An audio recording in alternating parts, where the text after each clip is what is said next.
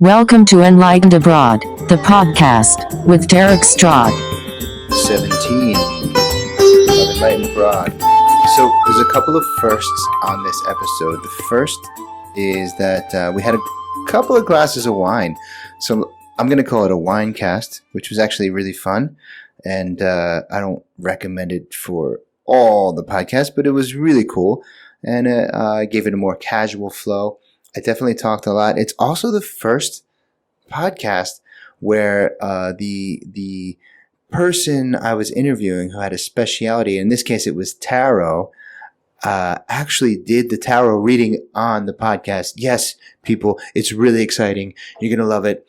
First time ever. I don't know if it's the first time ever, but if you guys are still listening to this podcast by episode 17, that means you're either my sister or like Daniel Herring or Malini or somebody who's like my really good friend, or Alyssa. So I love you guys. Thank you so much for hanging in. And but it's the first episode where I'm going to have a reading done. And it was kind of scary because it was a great reading except for one card and I got a little freaked out. But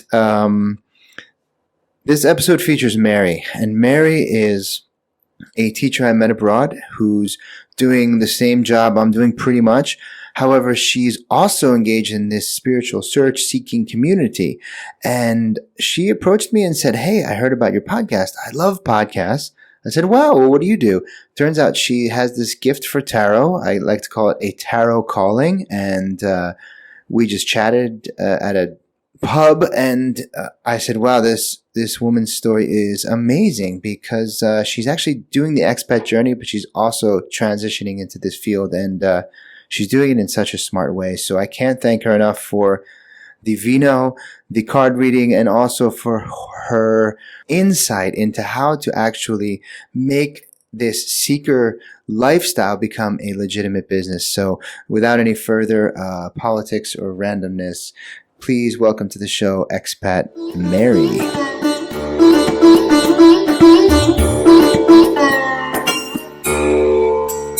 And now, please enjoy Mary, the show. Welcome to Enlightened Abroad. Hi. In your living room.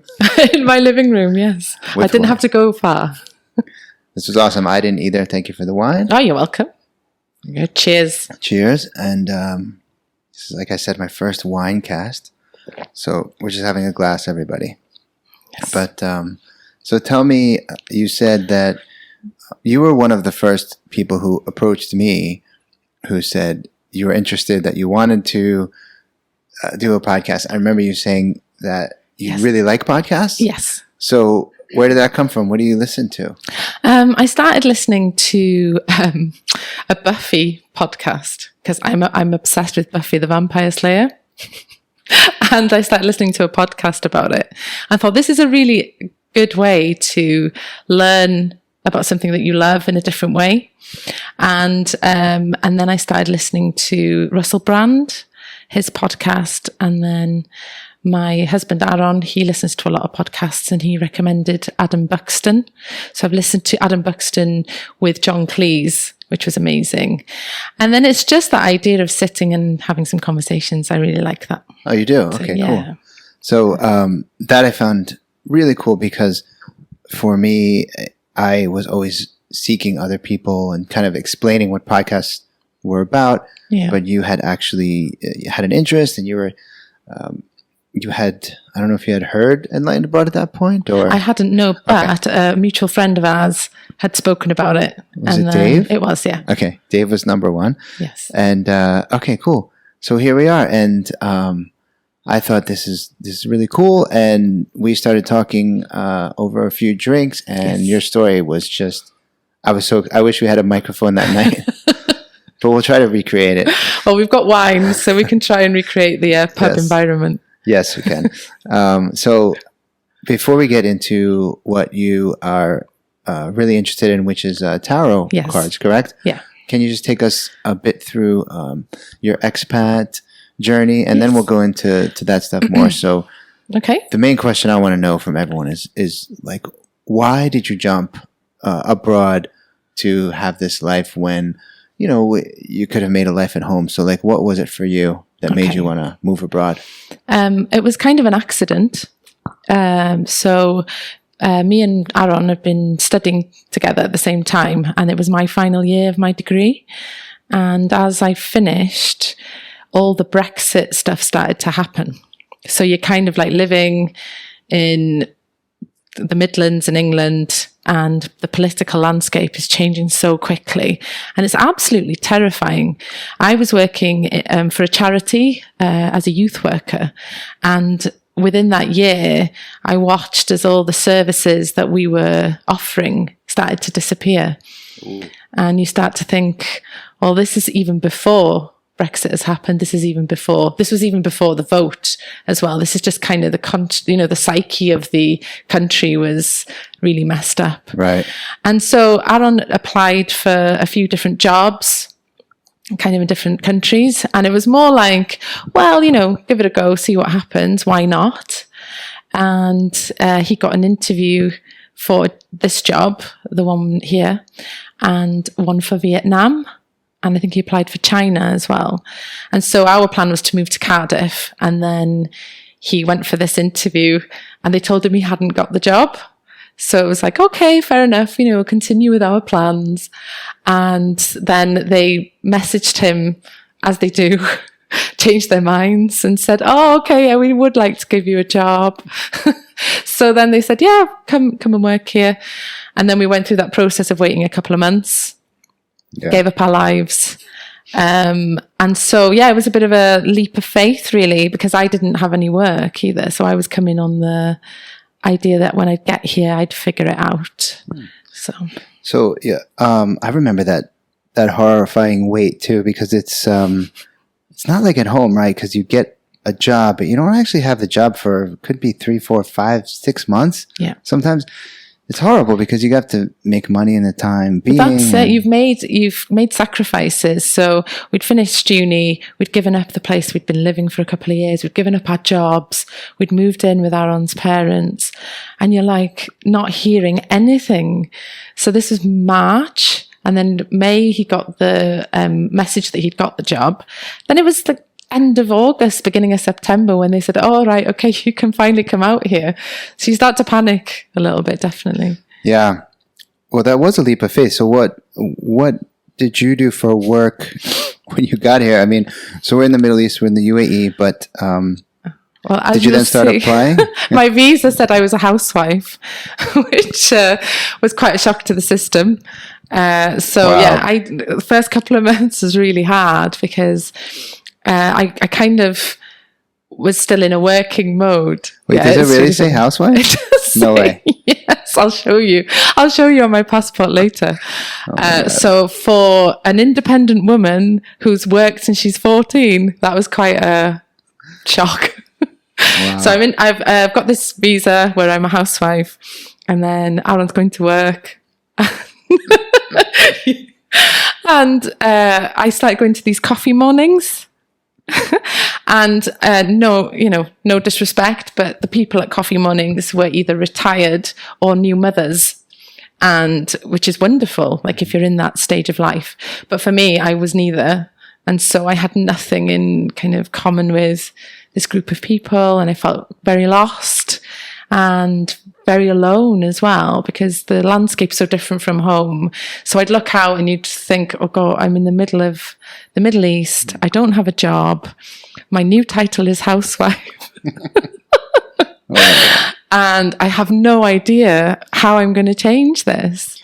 And as everything in life, the phase changes, and I applied for a few jobs and then got a lucky break in the local school, in a private school. So okay, yeah. So was this housewife group like a Facebook group or something? How did you find that? Well, I met after kind of an existential crisis for a couple of months.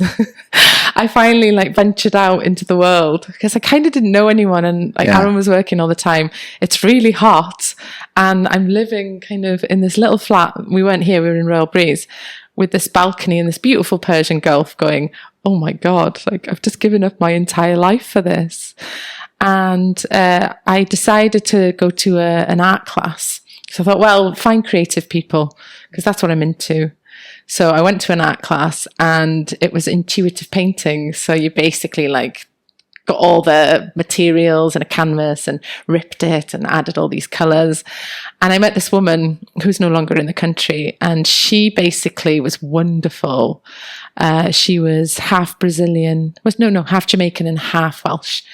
And we got on really well. And then she introduced me to a few people. And that's when I went to the coffee morning and felt a bit like, what am I going to do here? Like, I'm not ready to retire. I'm not ready to be a mother. Like, what am I going to do? Wow, that is so funny, housewife. So then, so you are also then the first person to that I know of that is a partnership who came out. So you essentially came out for your husband, and that was the impetus, I guess, to travel together. Yes, and you guys wanted to have this experience together, abroad, right? Yeah. And do you think it was because of the turmoil at home that you both said, let's see what else? Absolutely. Yeah. And I think I remember Aaron just saying, I don't want to work for the man here anymore. Like the political landscape has changed. Brexit's on the way. You could feel it everywhere you went, whether you were in England, where we were living, or home in Wales. It was just that same feeling. And when you get this opportunity to come out here and make some money, have new experiences, live in another country, it just seems daft not to do it, really. And especially because we just finished studying. So it wasn't like we were going into full-time careers yet. We still had that playtime left where you sort of think, okay, I finished studying. What do I want to do now? Oh yeah, let's dabble with... What did you study? Creative expressive therapies. Ooh. Yeah. Okay, we have to talk more about that. Yeah. The other thing I want to know is, what about your family? Were they supportive? Were they not? Were they like, don't go to the Middle East? I mean, how did that go for you? So my brothers were great. They're supportive of anything I do. Like, I'd already moved away from Wales. I know I only went to England, but it's kind of a completely different world. And it was like a 5-hour journey home. So they'd got used to me not being around the corner. And I think when we made this decision, because we were doing it, to kind of build for our future, as a partnership and whatever we want to do in the future, they were really supportive. My mum went through like different phases. She sort of had about 7 different emotions on her face. 7 stages of grief. 7 stages of grief, exactly. Yeah. And she was, she's supportive in her own way, but she's quite an emotional lady. Okay. So I think she struggled a little bit as well.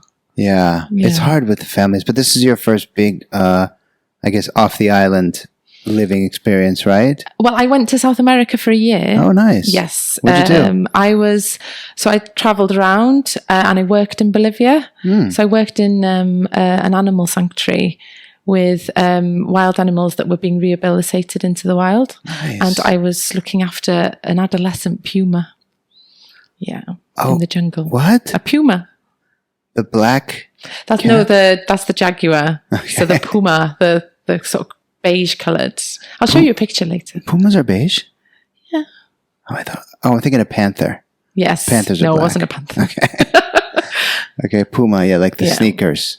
Yeah, they're kind of, they look a bit the same colour as lions. Where were you in Bolivia? I was in a few places. I went to La Paz. Yeah. To Cochabamba, Uyuni. Villazon.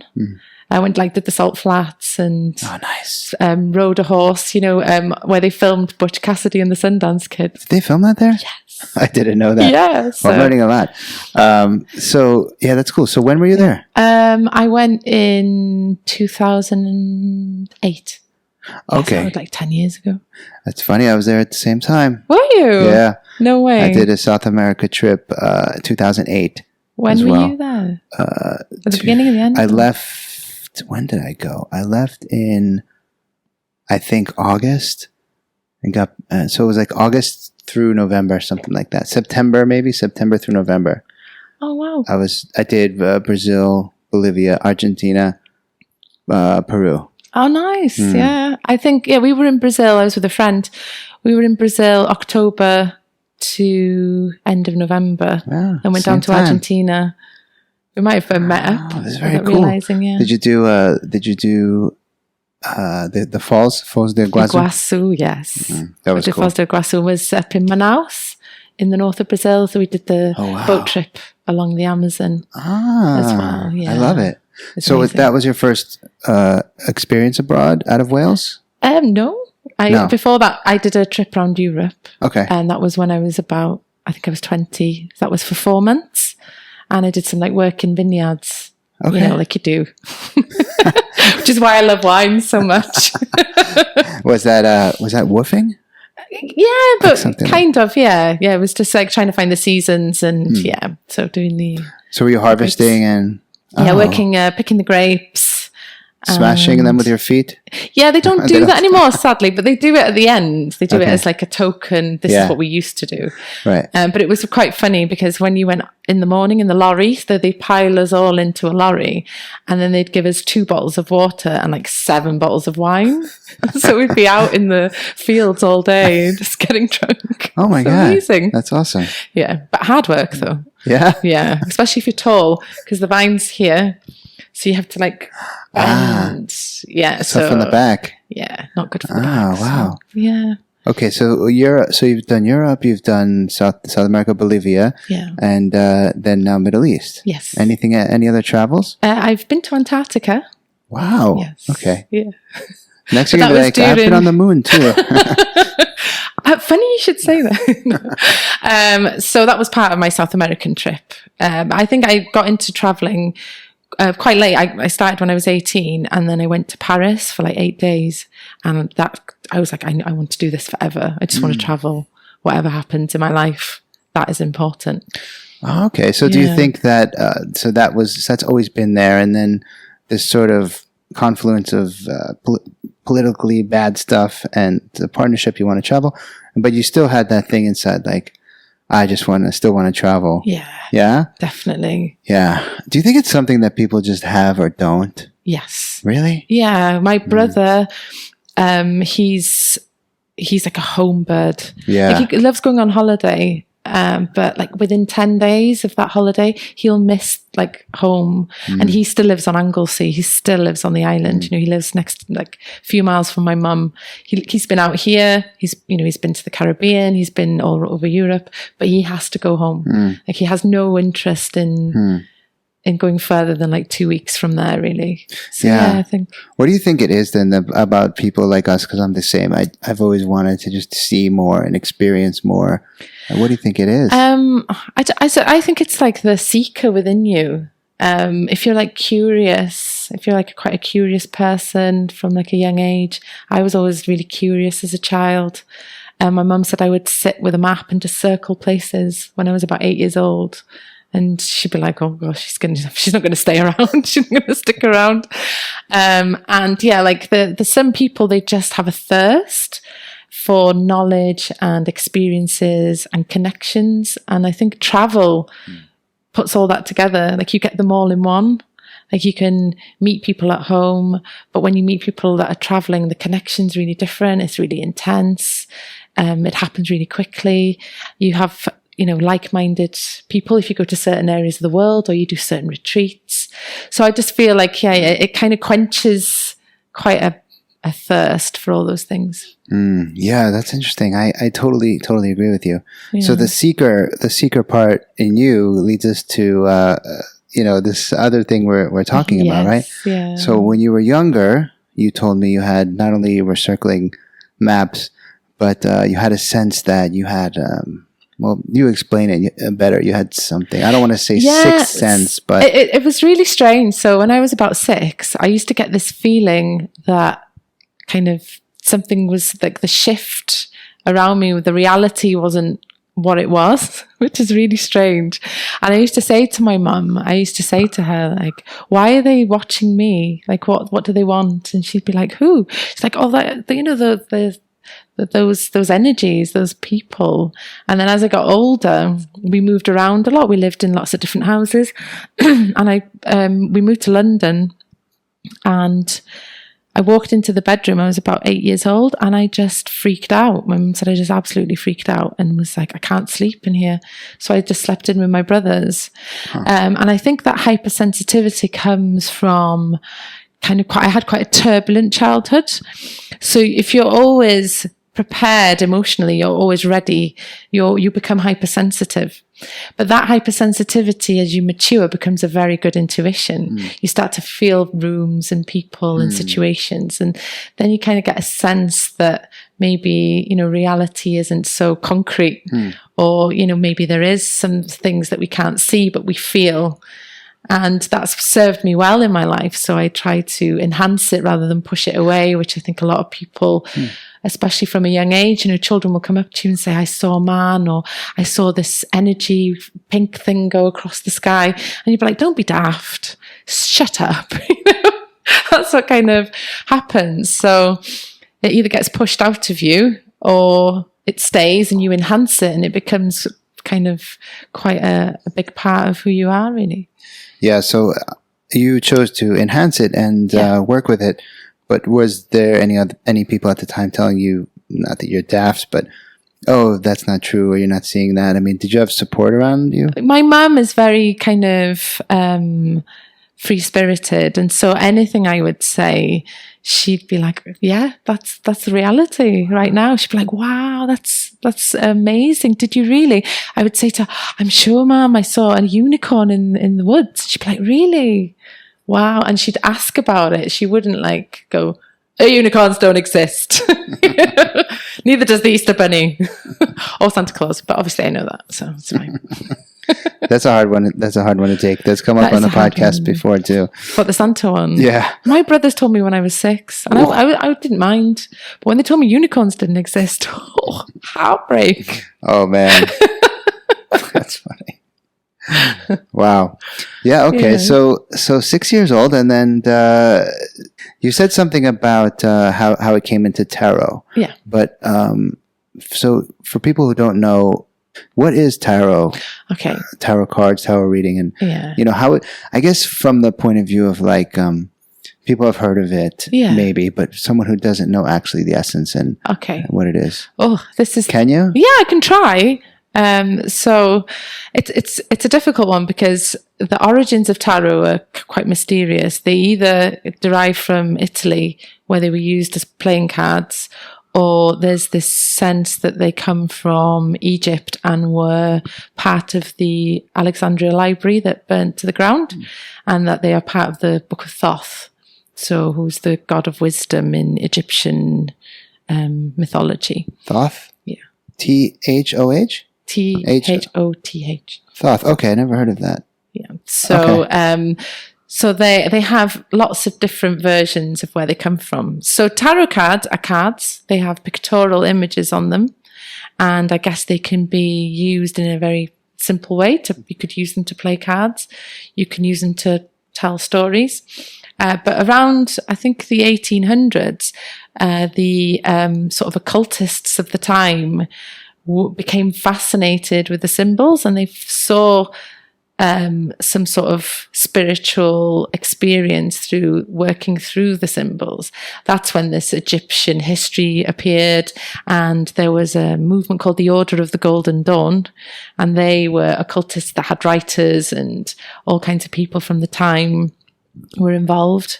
And so they started to use them as a tool for enlightenment, and a tool for self-exploration, accessing your higher self, your spirituality, that kind of thing. Okay. So there's the two sides. So these symbols and things that are on the cards, is there a standard tarot symbol? Because I always see different kinds of decks and different types of pictures. I mean, is there a standardized one that's this is the original? Or there is an original. The original is called the Visconti Sforza, and that's the one that comes from Italy. That was the first known deck, and so they are often very symbolic, and there are no people on the cards. They're very old and very simple, but very hard to read. Visconti, yeah. Phosphor? Sforza, yeah. Okay. I think it's SZ. I'll find it and we'll put it in notes. Okay, so that one didn't have pictures. It still had pictures, but so you have 22 cards, which are archetypes. And that's one of the things that makes the tarot really great. The archetypal images that kind of speak to your collective, the collective unconscious. If I say the word fool to you, you would be able to express an opinion on what a fool it means to you.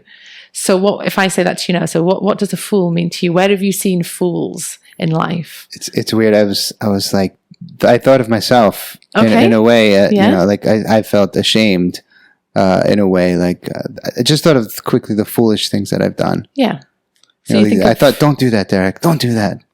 Yeah, so the fool is within you. Yeah. It's within all of us, isn't it? There's times in our life where we do something foolish. But sometimes that's a positive as well. So the fool is about taking a leap of faith. He's the first card of the tarot, so he's numbered 0. And he goes through the whole of this journey. So it's called the Fool's Journey. And it's very similar to Joseph Campbell's monomyth, the hero's journey, which you see in so many films, like Star Wars. Right. It's like a classic. So the Fool moves through these archetypes, and the whole point of moving through them is that each archetype, you are introduced to another aspect of the world, of yourself, of the universe. And so when you get to the 22nd card, it's the world, and you are basically you've completed a cycle, and then you start as the fool again. So you can use them in that way, this idea of a fool's journey. But then you have pip cards that are very similar to playing cards. It's like, hearts, diamonds, spades, and I was going to say shovels and spades are the same thing. Clubs. But you have like wands, swords, pentacles, and what's the other one? My brain. So these would be like the suits of these are the suits, and they represent elements. So one was fire, earth, air, and water. So they kind of link to these primal symbols that are kind of pre-language that we understand. And I'm a huge fan of Carl Jung, the psychoanalyst who... Yeah, I know the name, but that's about as far as I go from like Psych 101 in university. Yeah. But what was his deal? He believed there was a collective unconscious. Right, okay. And so that the archetypes are something that speak to your primal self or your psyche, so that you go beyond language into another sort of communication. So how does it work then with the...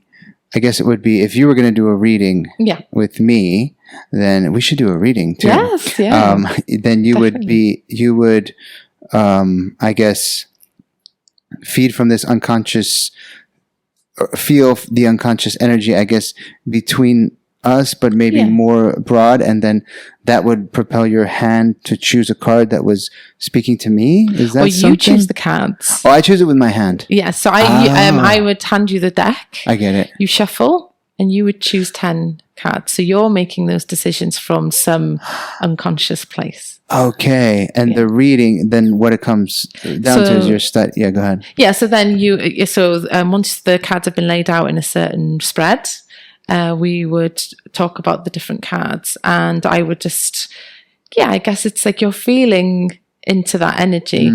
And so my theory, which is quite mad, my theory is that we are like, if the whole world is one consciousness, we are all the same consciousness. We are one. We are one. So when I'm reading for you, we're just two aspects of the same consciousness, experiencing something together to make sense of something. But somewhere within that kind of fabric, we are the same. We are we are this one consciousness.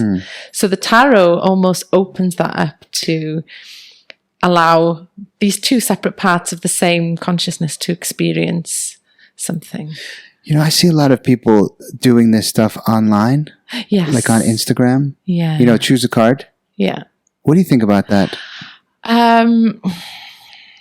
Personally, I think it's very difficult to be able to read people if you can't see them or feel them. But I don't know if there are people out there who experience feelings through radio waves or through internet connections. I don't know. Personally, I'm old-fashioned. Right. I like to see a person, look in their eyes, be in their space, be in their presence. So I don't know how it would work in that way. I don't imagine I would ever be able to do that. I've read for, like, a friend has asked me to pick a card for her, and she's been in the UK. But we already know each other. We already have a connection, so I can feel her and kind of tap into that for her. So. Oh, wow. So how did you get into it? How did it start? So hypersensitive child. Yeah, 6 years old. Yeah. 6 years old is when you first started realizing you saw, or that was when you moved, you said, and you couldn't go into the room. That's it, yeah. Sort of having strange feelings Yep. and being very connected to the kind of needing to be connected to what was going on in my family. And then when I was older, my mum bought me a deck from Woolworths, which was brilliant. And I just put them on a shelf, and I think I was about 14. And then when I was 16, I have this memory of just lots of things kind of falling off my library bookcase and looking at this tin and be like, okay, yeah, I remember these. Mum bought them for me 2 years ago.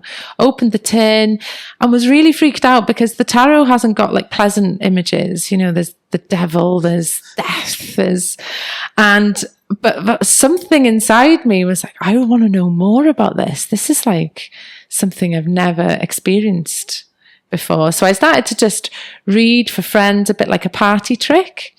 And then little things would happen and little things would come true.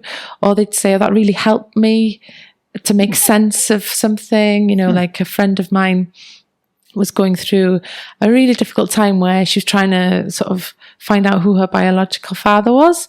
And so we did some tarot together, and it wasn't that it told us who he was, because that's not how it works. But it gave her a platform to explore some of her feelings, because the cards are almost like a story, and you can feed into that and use it as a therapeutic tool. And then I sort of realized there's something a bit more into this. And I started to study it. I bought lots of books. I read for myself. I did like workshops and started to really get a bit of a grasp of this symbolic language. And I think I've always tapped into the symbolism of the world. Like it's the way I understand the world. My dreams are very symbolic. I speak in metaphors all the time. So I think it was the right channel for me to explore those things. Yeah, there's so many things I want to ask you now. Because it's almost like, in a way, you know, I don't want to say superpower, but it's almost like you have, when you're hypersensitive like that, you have an awareness that it's sometimes, you know, maybe you don't want to have. It's like, especially if you're around energies, then you're not able to leave, or they're in your life, and you know, so it must be also difficult at times. Absolutely, yeah. But I wanted to ask you what the study of it is like, as far as how extensive is it? Are there places you can go? So, like, if somebody wants to study tarot, is there like the tarot place that you go to study, or how do you approach that? I think a lot of it is through books, through talks. You can, I think, especially in the States, there's a lot of places that you can do workshops, places in Europe, you can do retreats that are linked to the tarot. You can find groups, like-minded people who are kind of into that as well. Yeah. Is there one certain, I don't know, because, you know, like Reiki, it's like there's a certain lineage, or for example, that, you know, this lineage is like the lineage, and this person is closer to the master. Is there something like that in tarot where... It's quite complex because it depends on where you go with it. So you have the Rider-Waite, which was developed by the occultists. Can you say that again? The Rider-Waite. Rider-Waite? Rider-Waite, yeah. It's the most popular deck. It's a deck. Yeah, so it's a deck, but it's also two people. So a person who interpreted the cards and a person who kind of did the design. And that's kind of linked to occultism. But whereas the older decks are more linked to divination, so like reading fortunes, which was never supposed to be the point of them. It wasn't. No, because you always see that in movies, like you know, the gypsy with the tarot cards and the crystal ball, or the Father Ted. I don't know if you've ever seen Father Ted, the Irish comedy. There's one where like the priest goes to a tarot reader and there's like 3 death cards. And she's like, but there's only supposed to be one in every pack. Is it always 3? No, you can do lots of different readings and explore it in different ways. I think like when you're interested in the tarot, you're kind of interested in things like symbolism and synchronicity. Okay. So you tend to feel what's right. Yeah. And you find the deck that's right for you. So when I was turned 30, my best friend gave me a deck. And that's been so amazing. I took that traveling with me. And is that your deck that you use now? I'm using it for something else at the moment. So like I say, developing tarot, you can use it in lots of different ways. So I have another deck that I'm using to do readings for people. Nice. As well. Yeah. Okay, so you have two. Yes. I see. Yeah. So it sounds to me like it's just a bit, it's like it finds you. Yeah. As you search, it comes type thing. Yeah. Is that if you're about a seeker, right? if you're open and it speaks to you, then that's what you've got to do. It's like musicians, they find their instrument. Sure. And they'll say, the flute spoke to me or the guitar spoke to me. It's the same sort of thing. The things that are meant for you, they sort of manifest and they appear. Yeah. It's the only way I can think of it, really. So, what do you say? What do you say to people who are the naysayer type, the skeptic? Come and have a reading. I took my academy around South America, and I read for a lot of skeptics. Yeah. And my explanation is, it could be a load of bollocks. Yeah. Fair enough. It could be a fortune-telling tool. It could be a way of exploring yourself. It could be a way of healing. Use it in the way that you want. If you approach it from a place where you're closed, you're probably going to have a closed experience. If you approach it with a little bit of openness, then maybe something else will happen to you. It's entirely up to you as an individual, as a being, to make that decision, and that can't be forced on you in any way. So. And it's not like, correct me if I'm wrong, right? It's not fortune telling. It's not future. No. So people do use it for that, yeah. but I've never read that way. I've read, it's reading the psyche. So sure. I always say to people when I read, like, okay, the cards are going to create a story. Let's explore that story together. And every single time, the story emerges, what's going on for that person. Interesting. Whether that is collective energy, whether it is the archetypes are so universal. Whatever that is, it's beautiful. Yeah. So yes, it could be a load of bollocks, but yes, it could be something that you are connecting to a higher self or a higher energy. Yeah. Yeah. It's so fascinating. I think we should do a reading. Yeah. Would you be up for that? Yeah, I'll do a reading for you. But like on the. We can do we could do 3 cards. I probably couldn't do like a Celtic cross because it takes about an hour. Oh, it does? But I can do a 3 cards. So maybe we'll do like at the end. Yeah. We'll take we'll pause it and then we'll do a reading. That would be interesting. Okay, yeah. Can you do that? Or? Yeah. I don't want to actually impose that because I know it's your work and everything. It comes along. It's the way it is. Now I'm super curious. Every time I have, because I've had a long line of healers on this show, and I don't want to say the word healer because they're not healers, and I don't know how else to say it. People who are seekers is a better word that you said. Seeker, yeah. And each time I've been able to do a session with them, it's been great. Sometimes before the podcast, sometimes after, but I've never done one during. Oh, okay, so first wine podcast, and I think you're going to be the last episode of the season too. Oh wow, this is pretty exciting. That is exciting. Yeah. So it sounds like you really found it, and then you've developed it, and I guess is it an ongoing learning process? Do you still study forever? Yeah, I think it will be until my feet are 6 feet under. So do you have a you get the death card will tell me that. 3 death cards. Do you have a community of people that you connect with? Yes, my best friend's a tarot reader as well, and we used to live together, and it was just amazing because that's where I think the turning point came in my early 20s, meeting somebody who also was into the same sort of thing, and we sort of worked together.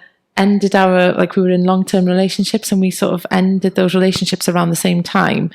And became friends and ended up moving in together and found out we were both really into the tarot. Oh. It was fabulous. And she's like my best friend. Oh, that's awesome. Still. Yeah. So is there can you do like tarot overload? I mean, is there can you just get, at some point you got to live your life, right? Yeah.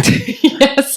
And that has happened. And anyone who kind of goes into tarot, you could just consult it for everything, and that's what me and my friend did. We started to become obsessed, so we'd like get bottles of wine and we'd sit and we'd do these like mad intricate readings where we'd like overlap our readings and be like, and you know, spend hours and hours. So of course, like anything which is powerful to you, whether it's powerful to the world, who knows, but anything that kind of is powerful to you, you have to harness it.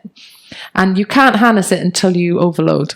You have to have the experience of the overload first. I like that. Yeah. And That's then you really go, good. oh, okay. Shit. Yeah. So I need to bring that back in. Yeah, that's a really good way to put it. That's nice. Yeah. I like that. And is there any other type of healing modalities that you're into? Are you just strictly into tarot? I want to, when I did my creative expressive therapies degree, I wanted to go into the route of drama therapy. So I'm interested in drama as a tool for healing. And I've just applied for a master's in transpersonal psychology. I think you told me. That's awesome. Yes. So I'm very And you're a happy drama with that. teacher now? Yes. Okay. Yeah. So it's all coming together. It's all coming together. Could you do tarot and drama together? I think so, because Why not? if you think like tarot, fool's journey, drama, hero's journey, That makes so much sense. like blend them. And I'm obsessed with masks as well, so I could like that's use perfect. masks to bring the tarot to life. There's so much available there. So, but I think the masters will help me with the kind of academic and intellectual side of the spirituality in a way, because the transpersonal psychology is all about contemporary spirituality, where you're searching for meaning outside of other ways or traditional ways. So I think there's something in it coming together. Yeah, and more generally in the world, I think that there's this movement. You know, it's funny because it's almost like these two energies are like the Brexit, the Trump. This thing is so like, what's happening? It seems like it's going back to the old times, and then, but at the same time now, you know, mushrooms are being legalized for PTSD therapy, and they're realizing that plants can heal us again. And these certain, you know, family constellation, Kundalini yoga, tarot, it's not so weird anymore. No, So it's more accepted, isn't it? Yeah. And maybe because there's such a sort of a duality going on, there's polar opposites. So as all this rises with Trump and Boris Johnson, you need the opposite. It's like the yin and yang. Exactly. So we're having the two experiences. Yeah, someone was two extremes. Yeah, someone was talking about that on the podcast too. Sarah, I don't know if you listened to Sarah's episode. You'd really like it. Yeah. She does hypnotherapy. Oh, okay, cool. And I was like so angry about Trump, you know. Yeah. And she's like, Derek, we need Trump. The world needs Trump. He's playing his role. And I was like, but she's like, no. Without Trump, we couldn't have the opposite. And as that goes deeper, so does the other one. I'm like, okay, that kind of makes sense, but it's still like, fuck. As long as the balance shifts. Yeah. That's what you're hoping, isn't it? That the awareness or the opening and the self-awareness will kind of take the turn of the wheel eventually. Are you into this Aquarian age thing that's happening? Yeah. Do you know much about that? Yeah, I think... Okay, we're back after a phone interruption. And we've refilled wine and gotten tarot. But before we left, before the phone rang, sorry about that, I was asking you about the Aquarian age stuff. Yes. But do you know anything about that? I know a little bit. Like I'm quite interested in astrology, birth charts, that kind of thing. Not like what you have in the newspaper, but that idea that people born at certain times of the year demonstrate certain behaviors or have certain, like if, like Chinese astrology. Sure. The idea of being fire people, metal people. There's a lot of sense in that. I don't know enough about it to kind of have an informed decision. But I kind of read into it, look into it. Yeah, I don't know much either. I just know that it makes sense with what we're seeing happen because the Piscean age ended, which was masculine, which was this masculine sort of age, and where the Aquarian age is feminine. And so you can see this playing out in different ways. Okay, so you got the deck and you asked me, what did I want? Yeah. And we're going to do this live on the first time podcast. So you asked me, what did I want? To get out of it? Go ahead. Yeah. So obviously we can't do like a full full reading because it would take time. I can do one again for you. But so you said Celtic Cross? What is that? Celtic Cross. Celtic Cross is a full reading? Celtic Cross is a full reading where you have a cross in the middle, you have a bigger cross, and then you have a pathway. And so the different elements, the centre bit is the core that's going on for your psyche story, and then you kind of look at the story in different elements. Yeah. So that's a full-on hour. What I would like to get out of it, I guess, is... I want it to be more open on the podcast, so I think this is a good way to do that. Yeah, I feel recently pretty good about my path because I've made some decisions lately. Yeah. So clarity... I don't want it to tell me that I'm taking the wrong path now because I feel like finally I know what I'm going to do because I've been very indecisive throughout this whole time here, and I also am going through a contract change period, and I decided not to renew my contract. Oh, okay. Yeah. I'd want to just reveal, be open, clarify. Okay. Yeah. We'll do a 3-card then. Okay, sure. To look at those elements. So this is where it kind of gets confusing with the past, present, future. It's called a past, present, future, but it's not a fortune telling tool. It's just the influences that kind of inform this clarity. So we'll look at kind of what's happened in moments that are now and moments that kind of are coming up, but are all kind of at the same time as well.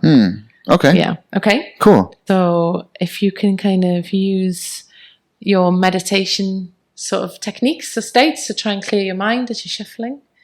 Keep shuffling until you're happy to stop. It's not poker. They don't shuffle like that, do they? Is that not how you shuffle? You can shuffle any way you want. My grandmother and I used to play cards a lot, and I just thought about her. That's how she used to shuffle them. The old lady way. Okay. Cool. So yeah, just until you're happy. You feel in the right place for you? Yeah. Okay, so with your left hand, I want you to split the deck. Split? As many times as you want. Okay? And with your left hand, just put it all back together. We need a little bit more space because you're going to choose 3. So I just spread them as much as I can. So this is kind of the moment where what we were talking about. So this is where you choose the cards. Okay. So you can just grab them spontaneously, or a lot of people like to put their hands over and like feel if any heat comes from any of them. It's up to you. See if you feel anything different. Whoa. Yeah, can you feel things? Yeah. Strange, isn't it? Okay. Do I flip it? No, just put it on the side. So that's your first card. Okay. Okay, and one more. That's it. They do like to be involved. Happy with those? Yeah, we'll see. Okay. We'll see afterwards. Let's have a look. Yeah, so. The star. Brilliant. Page of Cups.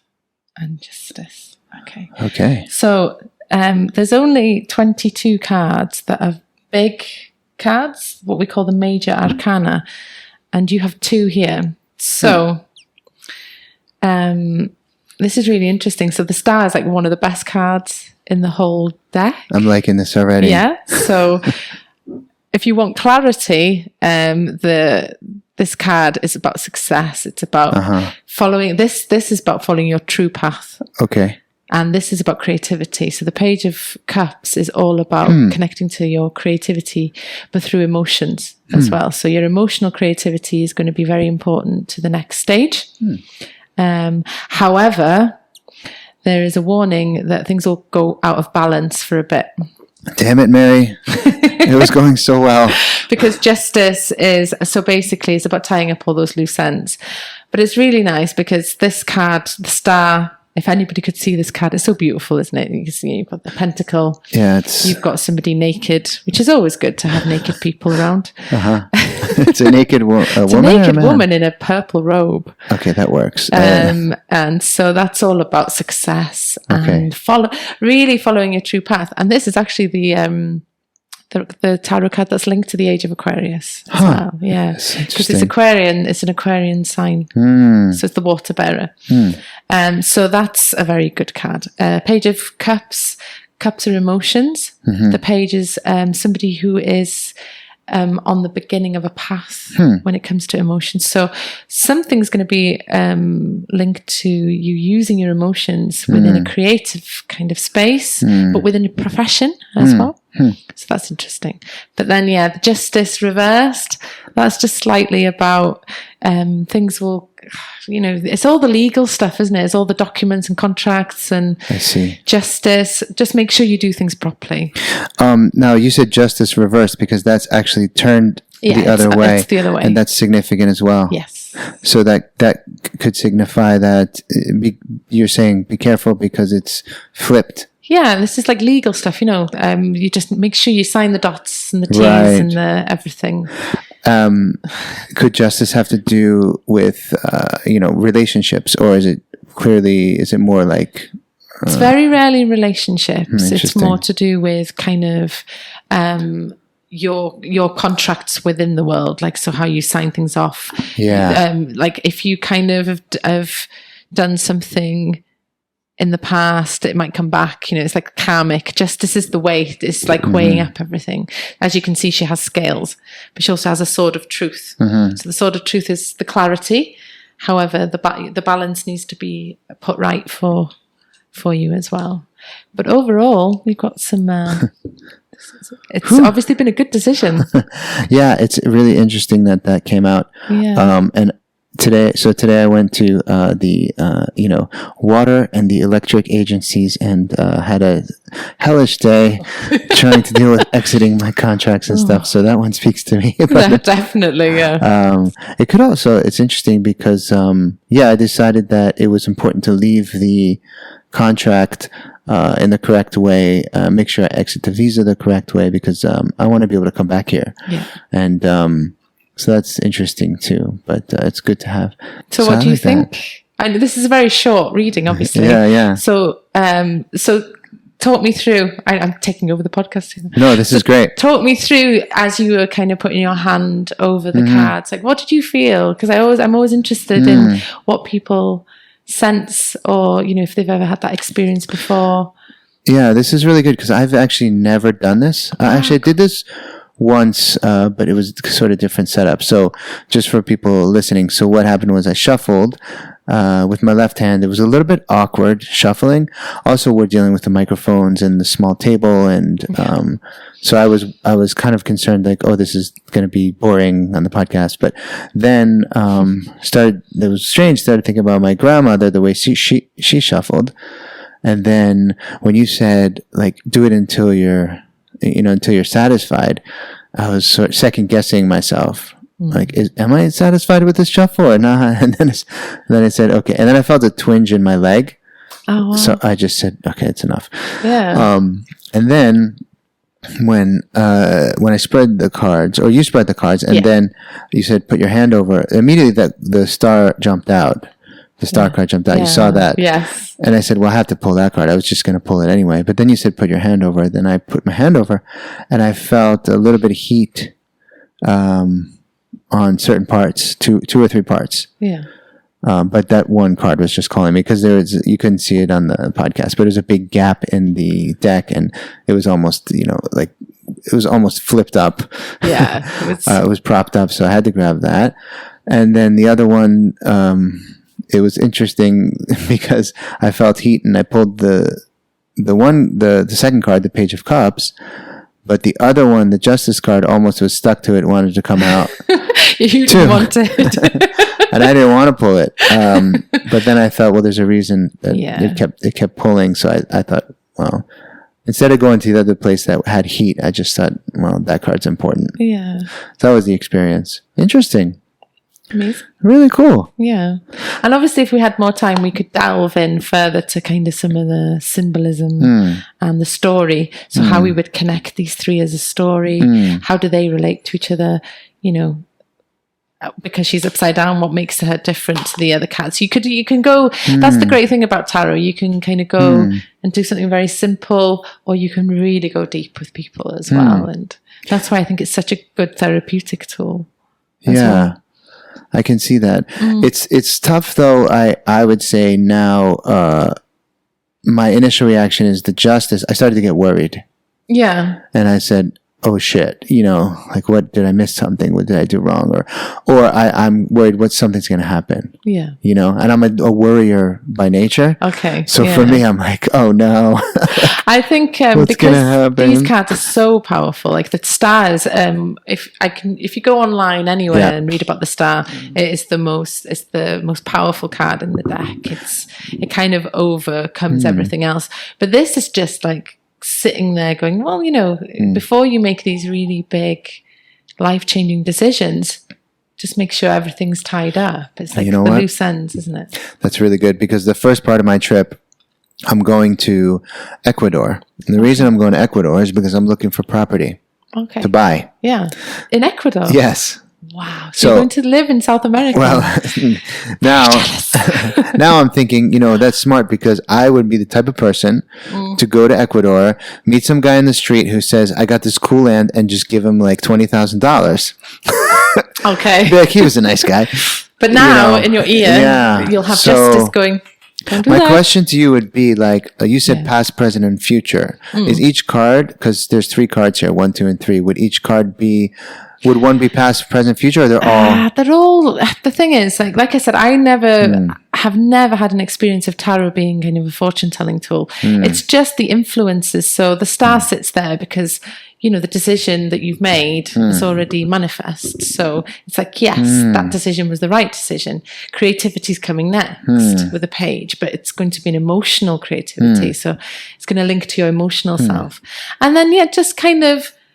ticking over the bridge is this other energy just saying, well, just be careful and make sure you sign everything. And like you said, don't just take a house off some random Ecuadorian on the street. Well, if I have, the goal is to have a place where we can have an artistic flow, live off of nature, permaculture. I know people in Wales, it's like one of the best places to do that. So you must know about that. Shout out to Wales. Yeah. And also Cobb, I don't know the history, but I know it's huge in Wales, whether or not it started there, but they've been building cob houses in Wales for centuries. And the government's behind it as well, like the Welsh Assembly and it's a big time, good place. National parties. Yeah. It's really good.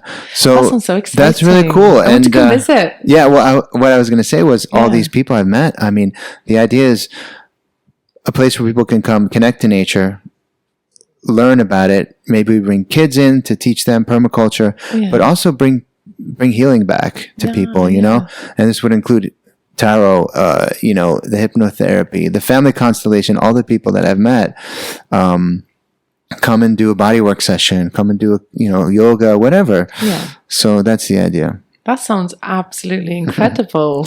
Yeah. And this was awesome. I would love to talk more about it. But I want to get your story, now wrapped with this, because clearly, you love this. Yes. Can we leave the cards out? Yeah. Or am I not supposed to? Because I want to take a picture. Of course you can. Yeah. Clearly you love this, and clearly, you're someone that I see as like very balanced in a way, and that you accept that there are certain things, like you had to get a job when you were here. Yes. You weren't going to set up a tarot booth, but probably you would love that. Yeah. So amazing, yeah. Yeah, my question would be, how do you bring tarot, how do you bring this part into your, to make it your profession, I guess, or maybe you just love teaching. I don't know. How do you see it playing out? I think my master's is going to be a turning point, because I did my degree in creative therapy and I specialized in drama. And then I kind of, what you were saying about things happening, I came out here and started teaching English, and the vice principal loved a session I did with drama. So she added drama to the curriculum. Wow. So drama then has become more important in the school. And then this year they've just added it as a twice a week session for the girls. And they love it as well. So I think tarot is something that I will always use as a tool of self-development. And I will always use it when I travel. And if anybody ever wants a reading, I would just always be open and available to that. But I think that going into transpersonal psychology and looking at mask work with drama, I'm really interested in rites of passage for young people. As a youth worker. Oh, I love that. Yeah, it's really difficult when you work with like really vulnerable young people. Hey, we don't have those anymore. No.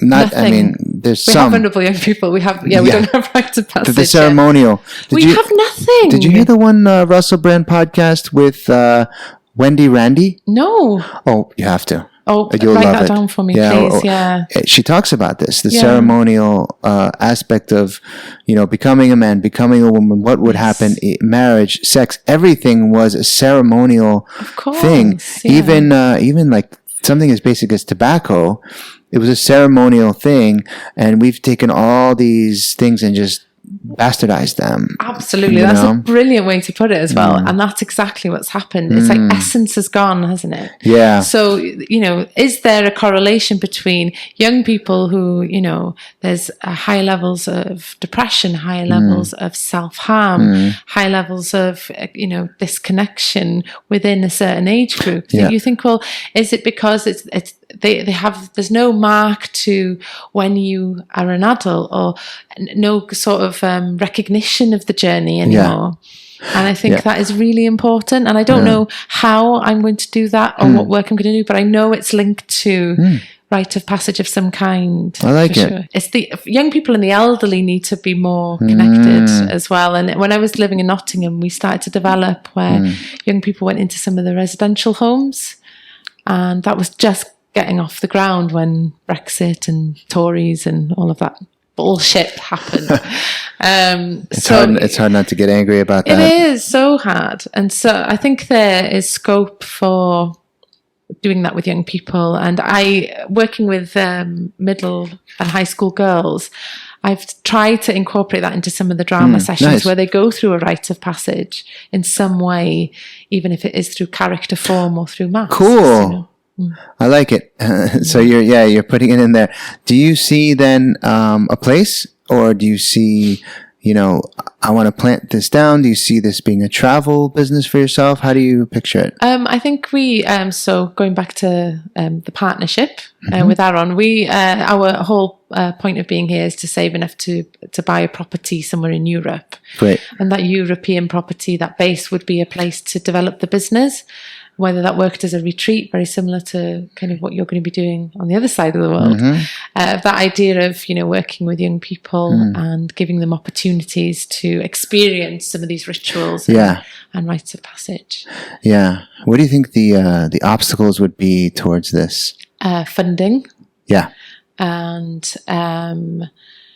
credibility. Yeah, that's a big one. Yeah, and so that's why I'm doing the master's. Love because it. I think if you have a master's degree, people listen. Yeah, in psychology as well. Yeah. So that gives you a little bit more credibility, and I think eventually it will have a face. It will kind of start to make sense and have a shape. There's a great heuristic writer called Mustakas, and I used him for my body of work in my dissertation. And he says that, you have an idea, then you've got to put it in an oven, like you cook it. Yeah. You just leave it then. You just don't think about it. And then comes a point where your unconscious will remind you. And then you'll have that aha moment. Yeah. So I'm just cooking at the moment. Beautiful. Yeah. And it's hard to do that now because everything's so... there's no delay of gratification, especially with, you got to post something, you got to have immediately, you got to have likes. If you don't have likes, it's terrible. Take it down. Social media world. Yeah. And, I that's a whole nother topic, but it's very hard to do that, to take the reflective time now to cook an idea and stuff. And I think that's great. I love it. Same for you, though. It sounds like you're also going on a big journey. Yeah, it was a tough year. It was in the sense that I was back and forth. And like you said, funding. So, I do worry about that. And, these things take money. I mean, you build a place like, you need an electrical saw. Let's be honest here. We're not using axes. So, if you really want to build the community, like, you got to buy an electrical saw, and that costs money, and you need trucks to get it there. And so, these things, I'm balancing the dream with the logistics and the realities of it. So, but yeah, that's great. Anything else you'd like to share on your expat tarot journey? This is really cool. I really liked it. Yeah, no, I really enjoyed it. I think I enjoy being out here. I've met some great people. It's a great experience. Just, I think, just living in another country, leaving home, and like you said, invoking that seeker in you and experiencing the world and traveling. It's great. I could do a couple more years here easily. Yeah, you think so? Yeah. So I think, like I said, I'm about to sign another 2 years, but Cool. it would be brilliant for me because my master's is 3 years. Yeah. So if I can just kind of get to the final year, which the final year is just a write-up, so I could do that anywhere. Perfect. So at least, like that solid 2 years would be amazing. It's smart. You use it. Any like revelations since you've been here? Personal, like, have you had any aha moments? I think the main one is that existential crisis that it's not going to just fall into place straight away. So it goes back to what you're saying about patience. Like, you'll get somewhere, and it takes time for you to get to know the culture, the environment, the people, the work, the way things work. Like sorting a visa out here is crazy. So all of those things take time. Yeah. And so I think the biggest revelation is that things change very quickly, and things take a lot of time as well. Yeah. Good. Mary, I really enjoyed this. Thank you so much for the reading and the open talk. Thank you for listening to Enlightened Abroad. Have a great day wherever you are.